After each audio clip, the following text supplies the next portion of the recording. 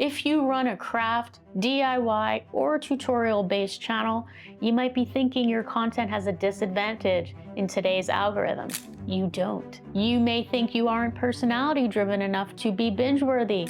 You're wrong. Bob Ross was binge-worthy before binging even existed. The truth is, your channel already has a story arc.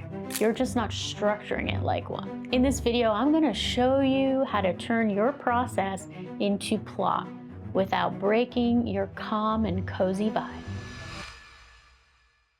Every platform is now optimizing for binge sessions, but binging requires a different emotional mechanism that craft and tutorial-based creators may not be used to. If you run a craft or tutorial-based channel, you may be thinking, how can I make my channel TV-worthy? Storytelling doesn't mean chaos, it doesn't mean drama, and it doesn't mean oversharing. Look at Antiques Roadshow.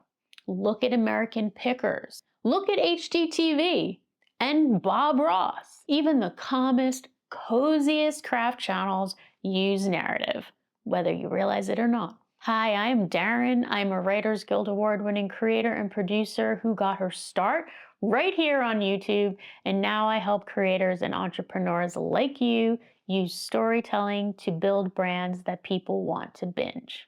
And here is the reframe that you need to hear. Storytelling is not just about you. It's about the journey of making. Craft is process-based content, and process is inherently narrative. Every time you make something, there is a starting state, a series of challenges, and a transformed end result. That is a classic 3-act narrative structure. That is not just a tutorial, that is a story arc. Bob Ross wasn't binge-worthy because he had this big personality. He was binge-worthy because every episode answered the same unresolved question. What will this canvas become? Here on my YouTube channel and in my school community, I usually teach 4 channel narratives that work really well on YouTube. They are being in a life transition, battling an antagonist, solving a mystery, or being on a mission. But I've received comments and questions from craft-based creators and DIY creators and makers about how that fits you. Okay, here is the most important diagnostic question that you can ask. If someone binged 10 of your videos, what would they say your channel is really about? If they say it's about learning or building or getting better at something, then you are on a mission. If they would say it's about starting over, it's about slowing down, it's about healing, then your channel is about being in a life transition. If they would say it's about rejecting something, then you are battling an antagonist. If they would say that your channel is about figuring out why something works, then you are solving a mystery. But you say, Daryn, getting someone to click is one thing.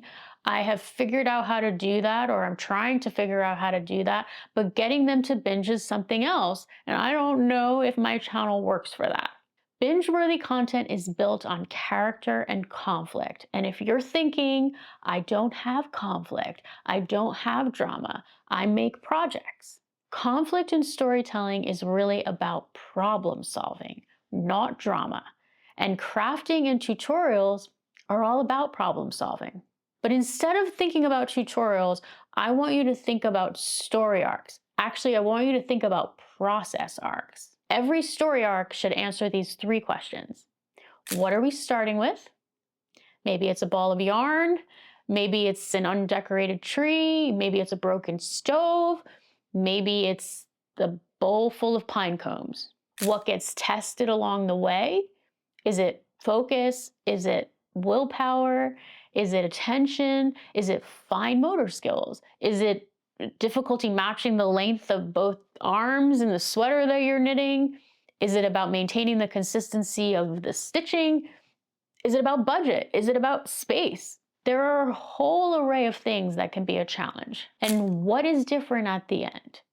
And who gets tested? And how do you feel about it? Is it something you faced before? Are you getting better at it? You see how many questions can be opened up here. You have a simple 3-act structure: setup, rising tension, and resolution. But if you're not totally convinced yet, I've got 4 binge-worthy story arcs that you can use on your channel. But before I get into that, I do just want to mention that if you want help identifying your channel's core narrative and turning it into something binge-worthy without losing the soul of your craft, that is exactly what we work on inside my school community. There are tools, there are templates, we do weekly challenges, and there are over 450 creators and entrepreneurs. So I hope to see you there, and I will drop the link in my description. And now here are 4 binge-worthy story arcs that you can use on your craft or DIY channel. First is the project arc. This is a very underused opportunity. It is so simple. Instead of creating one video on how to crochet a blanket, you create a connected journey showing the evolution of one project. A playlist designing the perfect blanket step by step. Or you know what? It's the new year. Maybe you have a mission this year to hand make all of the gifts you're giving out this year. So holidays, birthdays, Christmas, you're hand making all of them. You're crocheting all of them. You're knitting all of them. Will you finish in time? Will the design work? Will the materials hold up? Will it look how I imagined? Will the person be happy with it? Will it fit them? The project becomes the main character. Next up is the skill journey arc. The narrative tension here is very simple. Can I get better at this? This is all about progress. It could also include a ticking clock. For instance, learning a new stitch over 30 days. Maybe you're moving from using patterns to designing freehand. Maybe you're changing techniques and you're comparing results. What happens is that viewers don't just watch to learn the techniques, they binge to track your growth. Next up is the seasonal arc. This is extremely bingeable and it's very, very low pressure. For example, spring cleaning projects. Spring cleaning is going to be coming up soon. I can't wait. This winter we're in the middle of a snowstorm. I can't wait for spring to be here.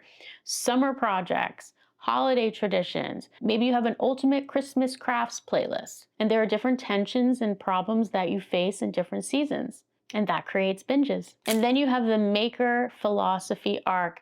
This is where cozy channels shine. This is where TV shows like Antique Roadshow shine. This is how HGTV pretty much has an entire network.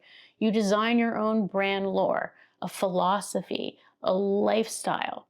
Maybe it's slow crafting versus fast crafting. Maybe it's handmade versus mass produced.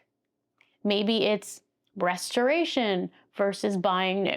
Viewers don't just return for the tutorial or the project, they return for the philosophy. You may have thought I don't have conflict. I just make things. Binge-worthy narrative doesn't mean overdramatic. It doesn't mean changing your personality. It just means giving viewers a reason to stay. Now that we've got that covered, check out this video that's popping up on the screen. And if you want to work with me one-on-one or join my storytelling community, you can find those links in my description. Until next time, keep creating and keep thinking like a showrunner.